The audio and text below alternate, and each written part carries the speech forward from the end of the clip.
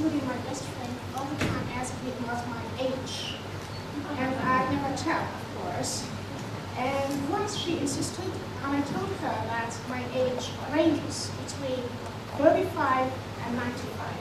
And so this is homework that she has to do, and she's still doing it. I Growing chose the old, 95. growing old is okay, and everybody grows old.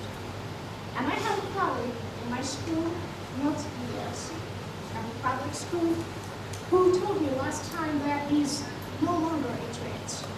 And he meant that he's no longer into teaching. He doesn't like it anymore. He's bored. And he said because he is growing older. I told him that growing older is okay. What is important is to grow up. And I think that growing older is mandatory. It's obligatory. But growing up is a choice. And I need a choice. And today, I want to grow up. And I want you to grow up with me. Okay? So this is what I'm going to talk about today. How to grow, or one tool of growing up as a teacher. Well, my name is Rabia, and I'm a teacher at the American Language Center of Tangier. Basically, I'm not from Tangier, I'm from Casablanca. But as I grew up, I wanted to explore other horizons, and I went to Tangier to join my husband, who hasn't grown up yet, because he refuses to move away from Tangier, even in holidays, for fear when coming back, Tangier will no longer be there. Okay, so I chose to travel with my best friend, okay, inside Morocco and outside, to grow up and continue this experience, right? So one tool of growing up is critical thinking, self-inquiry. Through one tool, which is very important, her observation, and of course, leading to teacher development, okay? Are you ready for this experience? Okay, get ready for a new teaching experience. This is a Moroccan door, traditional one, very big, very hard to open. And this is why it needs 3 keys, right? The first key, okay, is self-inquiry and critical thinking. And before going into that, I want you to get in groups and do homework, not as long as the one that I gave yet, but it's a homework. Completing, please, pages 1 and 2. Thank you. Now 5 minutes to do that.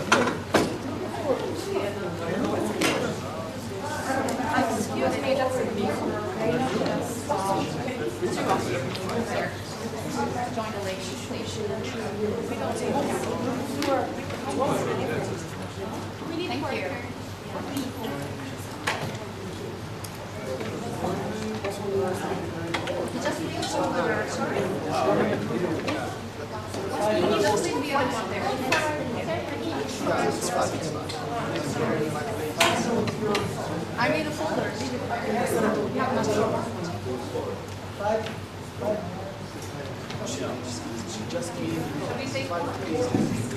Well, everyone take one.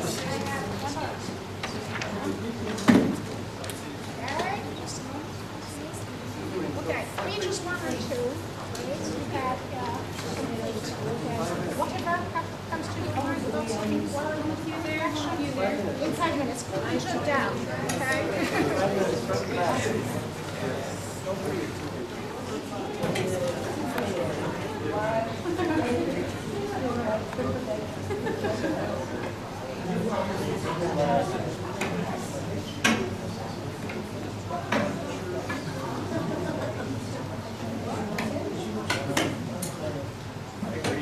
Self-inquiry, critical reflection are two steps, two aspects of professional development. And professional development goes to self-inquiry, journals that she puts out, critical thinking, peer observation. But it's in relation to assessment students. This is an area. Self-observation. This is an area that you I think that's part of two aspects of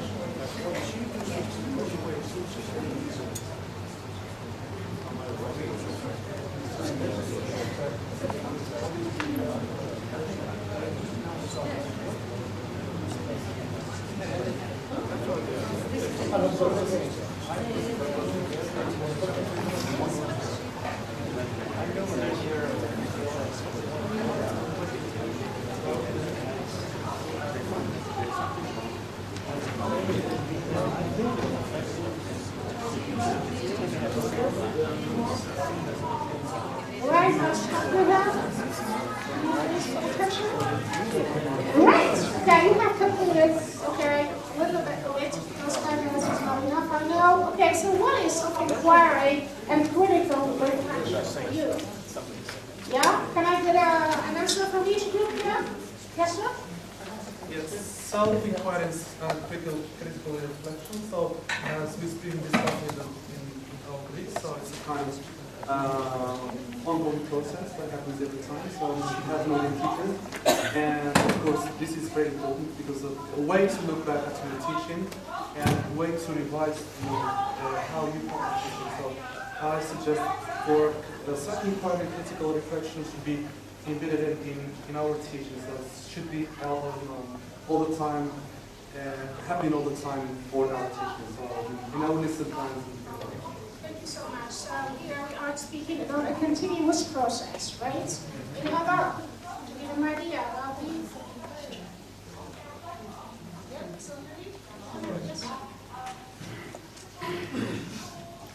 Here, I think we are dealing with resources and materials that would benefit the students and help them to get a good outcome from the lessons.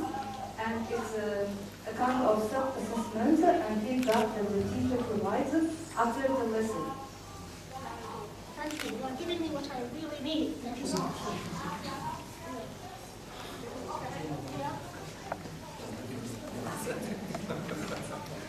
So, as my friend said, I guess self-inquiry means when you take like a pause and reflect on what you've been doing, right? And for me, it's like a computer. Every time it needs to be updated, upgraded, right? So first, you need to shut it down, right? And start from the very beginning. Is it really relevant? Is it updated? Is it going up or down? Or is it still, right? So going up here is the best solution for you, right? Just to Thank you so much. Very good point. Anybody else? Yeah? Sorry.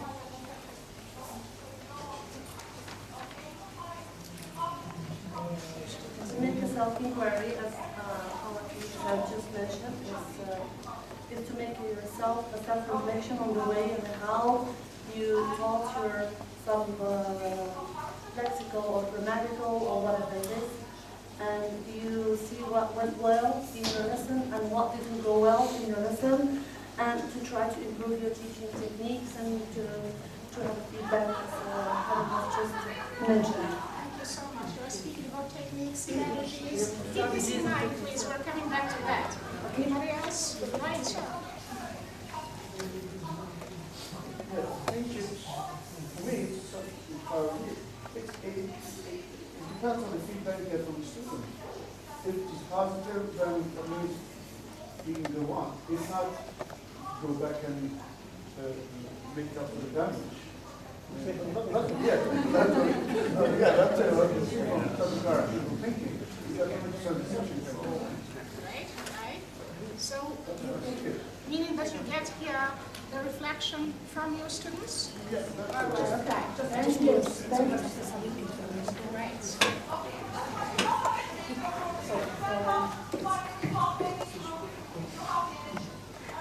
So critical reflection from you into those ability to spot your own mistakes and the conviction that you're not perfect before. All right. So what you say?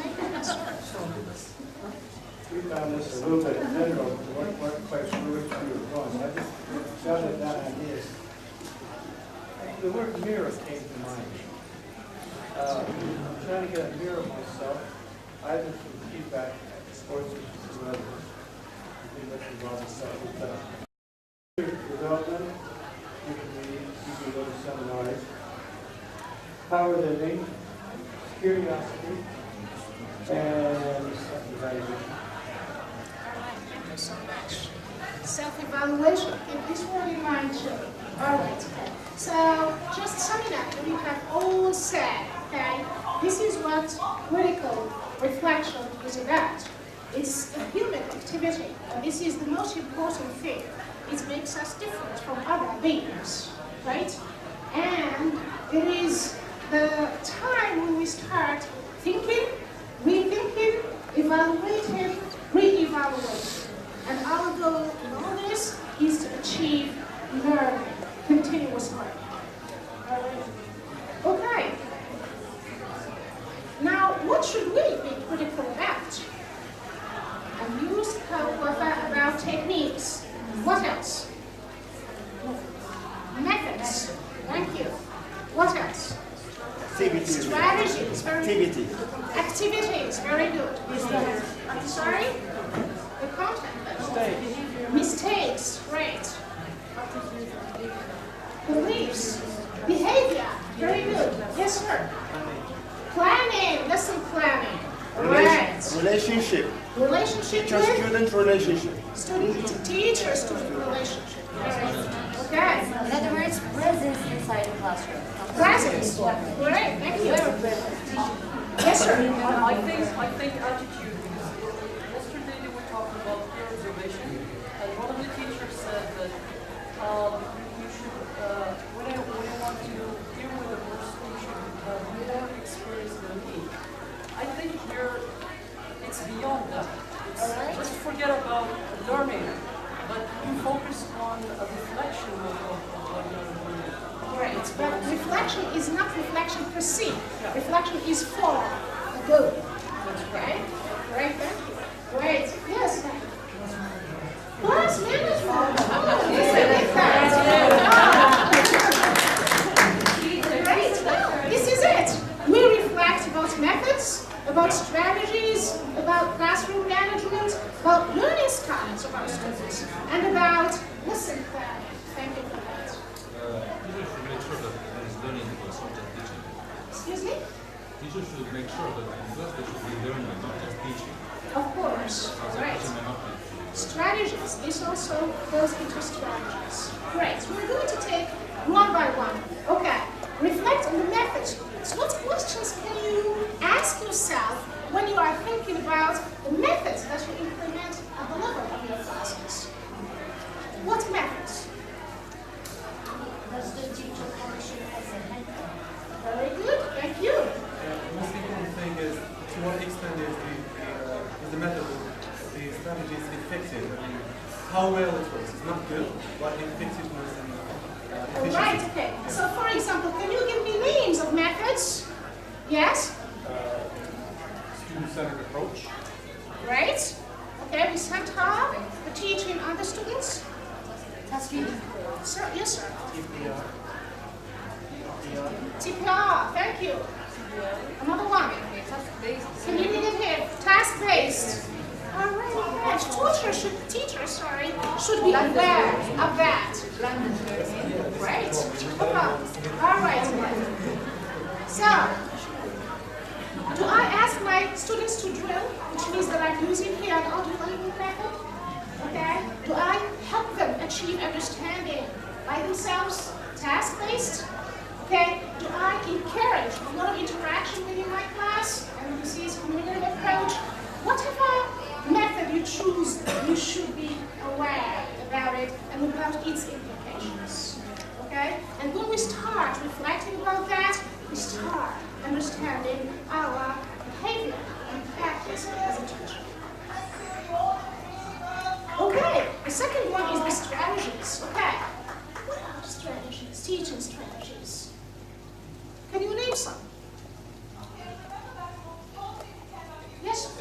For example, teacher, students, students. Okay, this is rapport, teacher-student rapport. This goes into strategies. All right, maybe this goes in something else. Class management. Yeah, activities, for example. Activities, okay, thank you. Activities, great. Whatever. What else? Yes, sir. Group work. Okay, very good, thank you.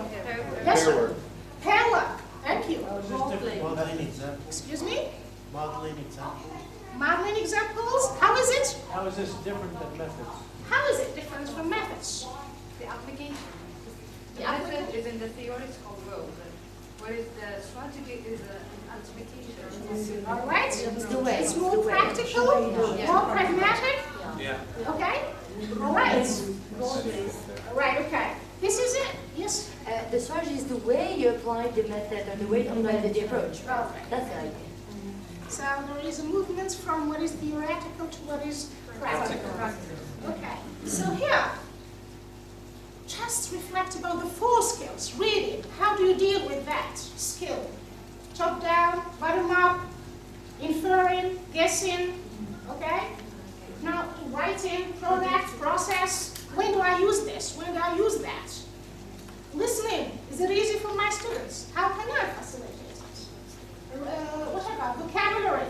In isolation, in context, how do I teach it? How do I make sure that my students understand and retain the vocabulary I teach? Grammar, inductive, deductive, or what Paul said yesterday and today. Celebrate the similarities. Okay, right. So we should reflect on all the strategies that we adopt in our classes, okay? Now, discipline management system. What should we think about? Maybe it will come to you, okay? Teacher-student rapport. Another thing. How you set your chairs before the student ever come in? Very good. The seating arrangement. All right, thank you. Noise, which means how first misbehavior. Proximity. Proximity of what? I mean, teacher and student, how close is going to get to students? I mean, the distance is, you should get it. All right, in the class. okay. Managing the space, yes? Make sure that the students are using all Okay. Paul will be happy. Some teachers establish a contract at the beginning of the, like the use of the contract. Yes, okay. Yeah. Amma? Perhaps learning styles. Learning styles, okay. Reflects how we're going to interact with Okay. them. I haven't included learning styles in class management, but it could be included in something else, right? But anyway, It goes under it admissions. goes in every part of teaching. Yes, Maybe voice projection. yeah, really. Great, thank you. All right. So here, first, is my classroom a welcoming place?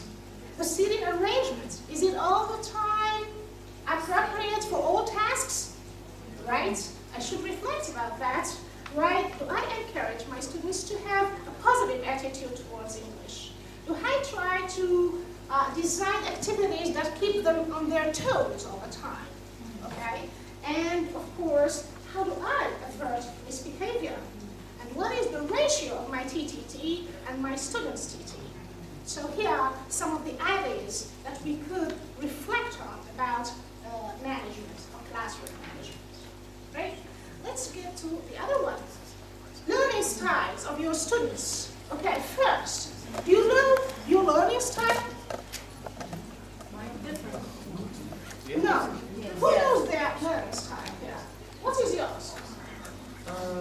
I'm audiovisual, so I rely too much on the pictures and the and the sounds. So this is Are you visual? Yes? Yes? I'm a mixture.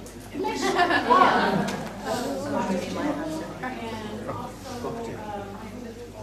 Auditory, and I need to move. I mean,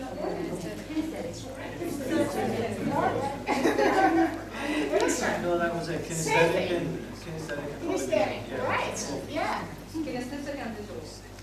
Right? The visual and musical. Visual. Oh, right. Okay. Yeah. Sorry. Collaborative. Collaborative. Okay. Any other learning style here? You don't have any learning style here? Humorous. What is your learning style? Okay. I think that's humorous. Right. My learning style is visual. And if you remember Mark, when I sent him my presentation, he said, maybe you could just do something else as a support. And I was saying, no, I want to stick to my, because I'm visual. Okay, I need this. Right. Okay. So, of course, just like you, students are auditory, kinesthetic, collaborative, okay, we have different styles. And why should we know our students' different styles of learning? Why? In order to satisfy them. To satisfy their them. needs. All right, to satisfy their needs. To vary the activities we use. Thank you so much. To vary the activities. To be fair. To be fair. That's it. Okay. Now, for example, I am visual, and if I am not aware that I am visual, I'm going to design my lesson plans all the time, the same activities, visual activities, and here I'm not fair.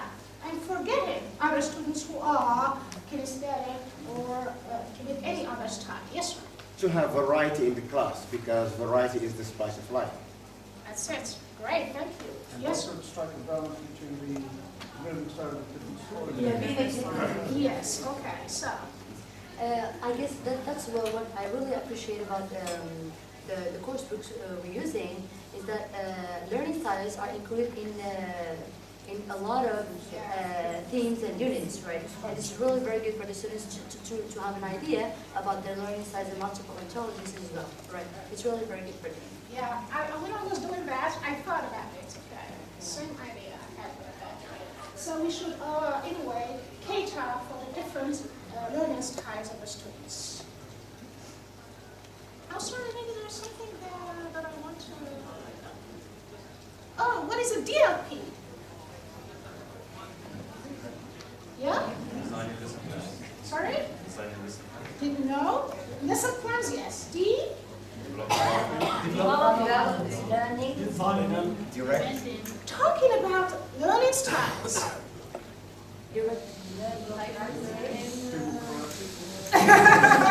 Yeah, okay, it could be that. Same. Another word for democratic? Differentiated lesson plan. Very good. So, which means that as we are planning our lessons, we, think about those auditory, those tactile, and those collaborative students. Now, adopt pair observation. So this is the second key to this growing up experience. Okay. Now, I know that a lot of us, the second page I asked you to finish is about teachers. How do they develop? Right. Did you write anything there? Okay, so how could you develop individually and collaboratively? Yes? I guess by attending other lessons, right, we can develop individually because we reflect on ourselves first, by attending other teachers' presentations, right? And teachers are never satisfied with what they have. It's like going, for example, to a shopping mall and having a look at different people wearing different things and beautiful things. You like what they wear more than what you do, what you're wearing, right? That's the idea. So you like other teachers doing activities more than yourself. So you learn a lot of things over there, right? Thank you for the point. Okay, another? To be more exposed to more academic training and to develop your skills, your teaching skills and attitudes, and to be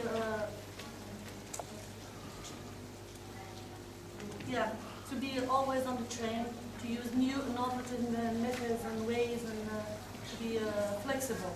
Thank you. Any other idea? Okay, so I know that you bought books here. Yes, I do. Okay, how much did you pay for the books? Almost 400. And you? 300. I bought books. Did you pay any books now? Yeah. So we pay money for that. It doesn't mean that books are not important. They are very important. How much would we pay for peer observation? How much? Nothing. Okay, I want you to share, to complete this quote for me by Shakespeare, who said, "How hast thou purchased this experience?" Could you make guesses?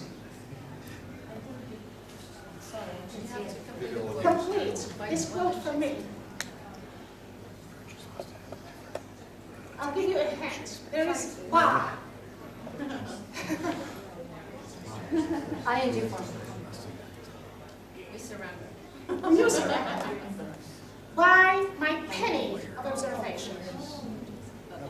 Which means that we don't pay anything, but the benefits are really substantial. Right.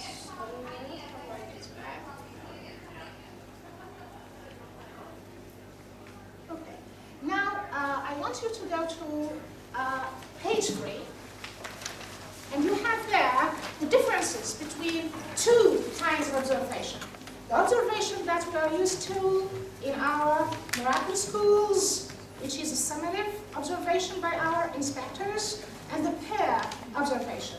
Okay? So please write as many differences as you can, and you have 5 minutes to do that. Thank you.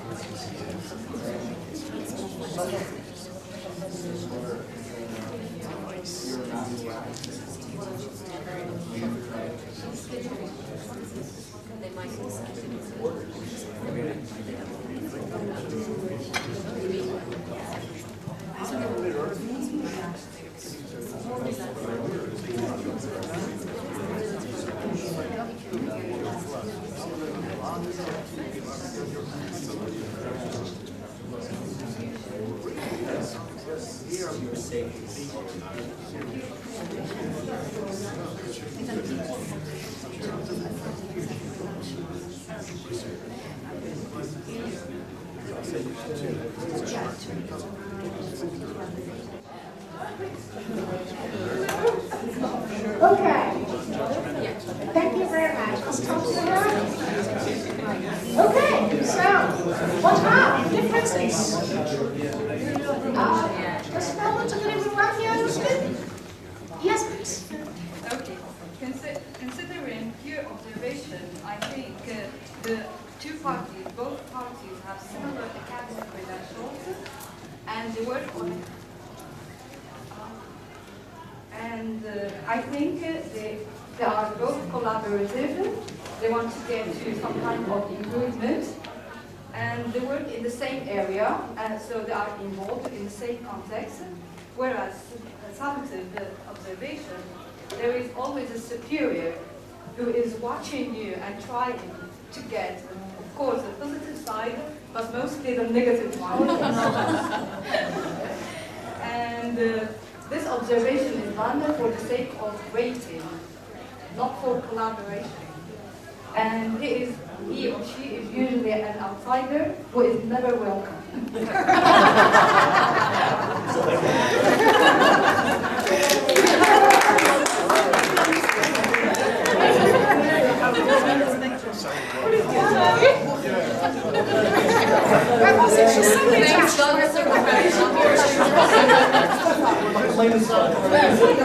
I don't work in the public school.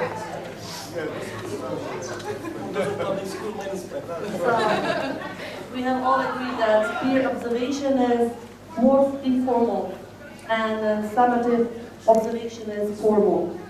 And peer observation is relaxed, it's usually relaxed atmosphere and is usually arranged with the observed. So there is an observer and we usually set a contract between the two. They occur more often. The observation occurs more often. For the summative, as I said, it's formal, sometimes it's stressful, and it's an overall performance, and it's periodic. Right? So here, a lot of collaboration, she said, in observation, and this is the same that you say. Yes, sir? For the first one, like instead of saying like peer observation, the first one you should put like formative observation. So there's a difference between formative observation and summative observation. Yeah. So formative observation, of course, like as you talked about, it's something that you agree upon, like with your colleague or your partner, and then it focuses on the areas that you want to develop as a teacher. So there are certain things that you want to develop, and then or just have an opinion from a colleague. We talked about reflection. So reflection means collecting information about your teaching practice, and then it can be one of the ways that you can use to collect data. So the other one is evaluative. Summative observation is evaluative, and then it has this purpose. And then it can lead in some kinds of rating, and it goes like into your filings. No, it's great. Okay, so thank you. So peer observation focuses a lot on collaboration. And as you said, it is formative, okay? And the feedback is mostly positive. This is all we have already said. Now, the underlying rationale of this peer observation or formative observation is professional development. That happens, of course, through what we have said, beginning critical reflection and self-inquiry. Okay, now how to conduct peer observation? I attended your presentation yesterday, and you spoke about a contract. Okay, what I just call here, or what researchers call pre-observation, meaning that teachers get together and make a contract that knows what to focus on, etc. Now this is a little homework for you. We're going to watch a little clip, right? And then I want you to just notice what is going around in the pre, while, and post-observation. Okay, thank you so much for accepting to collaborate with me. Right, okay, so I'm going to observe one of your classes. So which class am I going to? You're going to observe my intermediate one class. Okay. Can you please talk about your students' level? Overall, my students' level is it's sort of a mixed ability classroom. I have some students that have never studied the beginning level classes here at the center, and they immediately got placed in intermediate one, as opposed to other students who have studied here before and they sort of know the system. So you have students who are really good with listening and and their writing skills aren't developed, and you have some students whose reading skills are really very well, and their listening skills are not developed. So Right, so we're going to deal with students who have mixed abilities. abilities. And some of the students I have taught before in lower levels, and it's nice to see their progress throughout. All right, okay. Right. Now, what is the teaching point of the lesson? Okay, we're going to focus on listening Okay. and speaking. The listening lesson is about best friends, Okay. and we're going to hear a dialogue between people talking about their best friends, whether it's their parents or a non-family member. And then we're going to take what they heard, hopefully developing more vocabulary, and speak about, make similar dialogue to what they've heard. All right, great. Okay, so it's listening and reading. Speaking. I'm sorry, and speaking. And a lot of focus on vocabulary. Yes. Great. Thank you. Right, okay. Is there anything specific that you want me to focus on during the observation? I guess the way I give instructions, sometimes I feel, I might be wrong, that I give instructions a little too quickly. And since it's a mixed ability classroom, some students might get it quicker than others, and you'll hear them in their L1 asking others, what did she say, what did she say? So maybe that's something I would like to see if I'm correct, or it's just because of the class level. All right, okay. I'm really looking forward to that. Yes. Thank you so much. Me too, thank you very much. Thank you. Okay, thank you. Okay everyone, now today we're going to speak about best friends. So in pairs, I want you to look at these 3 questions and ask each other. How many good friends do you have? Do you have a best friend? And why is he or she your best friend? Okay, I'll give you 3 minutes to discuss these questions with each other. Go ahead.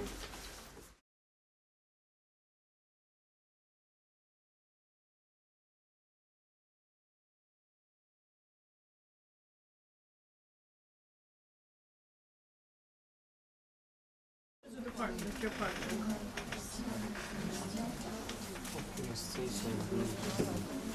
We will listen again. So just compare first, then we will listen again. Compare, then we'll listen again. You don't know? Okay.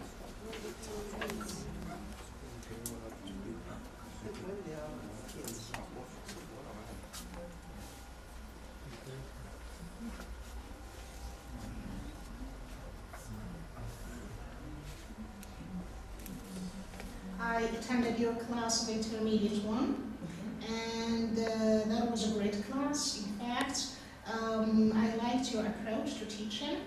I saw that the students were really involved, and I want to give some feedback about your teaching, right?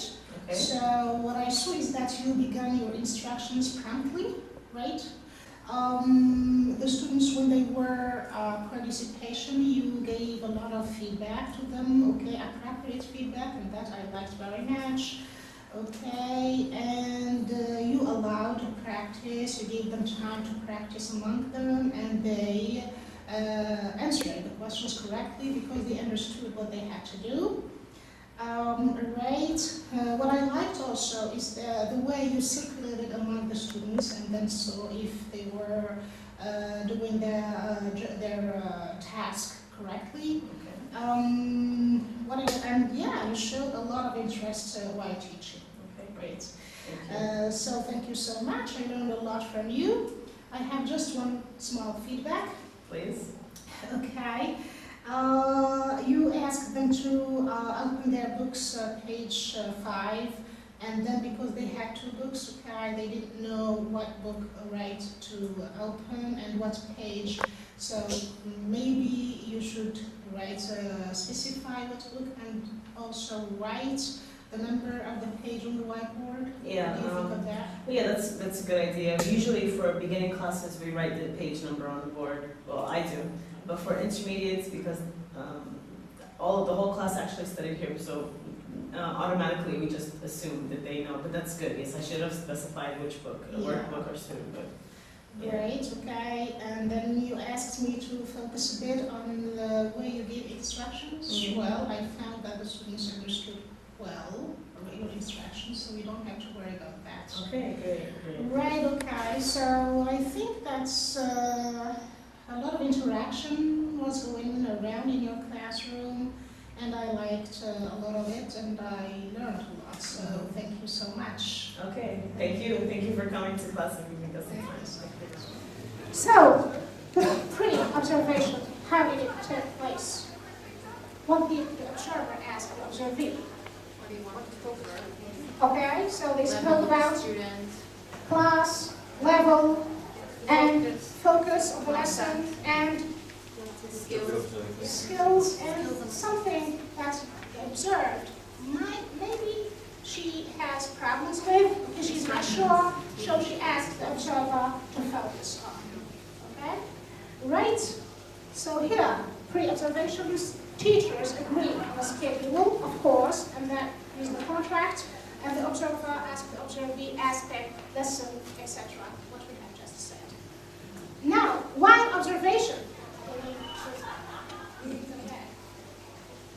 the while observation, how did it take place?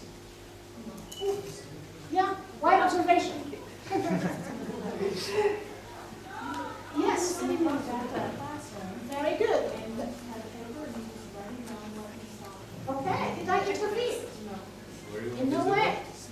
So, and the teacher. She was left to do her job.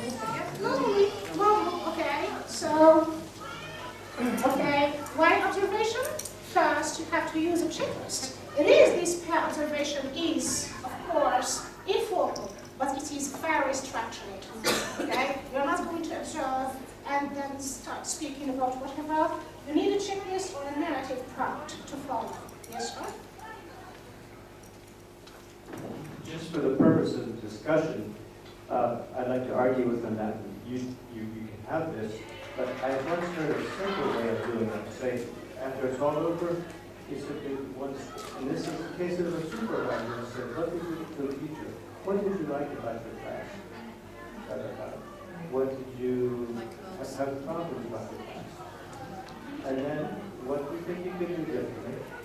And then, how can I help you? Thank you. That's, I like to keep life simple. This is nice, but it takes 2 meetings, a meeting before, a meeting afterwards. I would propose that we walk in, so make our date, walk in, take 5 minutes afterwards and say, ask the teacher, what did you like? How did you feel when? And give positive and negatives and move on. Yeah. That's just a counter proposal. Thank you so much, but it's a good one. It's a good one. Okay. So, right here, and there is one thing which is very important, is that we should focus only on one thing at a time. Okay. Specific, because we get just scattered if we focus on so many things. And the post observations, of course, I started by, how did I start? Complimenting. Okay, my colleague about her ways of teaching. Okay, feedback, positive feedback, and then I had one small idea that I shared with her about just not giving clear, okay, not instruction, but just the number of the page, which book, etc. Okay, now the third key. Do you remember the first key? Yes. What was that?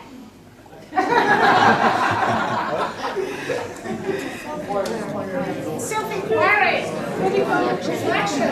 The second one, pair observation, conduct pair observation. And the third one, implement and benefit from your insight. In fact, I have discussions, but because I still have only 5 minutes, okay, I'll just go on with this. Benefits of pair observation, okay, we can build a teacher community in our LC. We can, of course, collaborate with my colleagues, support and be supported, share ideas, activities, strategies, methods, okay, a lot of things. Criticize constructively, and this is maybe the main point, okay, and reflect on your teaching practices on a regular basis, okay, and of course, better the quality of teaching and learning in a systematic way. Right? And of course, this is what we all want to, this collegial atmosphere among our teachers in our ALCs. Okay, so this is what we can get to, building a network. Okay, starting from you, inviting and be invited by other teachers in your ALC. Okay, so peer observation, of course, leads to reflection, and it's the reflection, okay, that can help us grow up and not just grow older. And of course, we have this, without reflection, without making a pause, we are just, okay, going into that routine and relying on our intuition. And there is nothing systematic about that. Well, of course, that reflection leads to professional development, and I want to share with you this quote, which I love very much. Who dares to teach must never cease to learn. And this reminds me of one of our Arabic proverbs, which says, لا زال الإنسان يعلم حتى يدعي أنه يعلم فلا يعلم شيئا. Translation, people know until they pretend that they know, and then they stop knowing anything at all. Well, the 3 keys have helped us open the door, and it's all open for you. Please just step in, enjoy your trip of self-inquiry, critical reflection, peer observation, and professional development. If you want to work and collaborate, please, this is my email and this is my website where you can find this presentation. Thank you so much.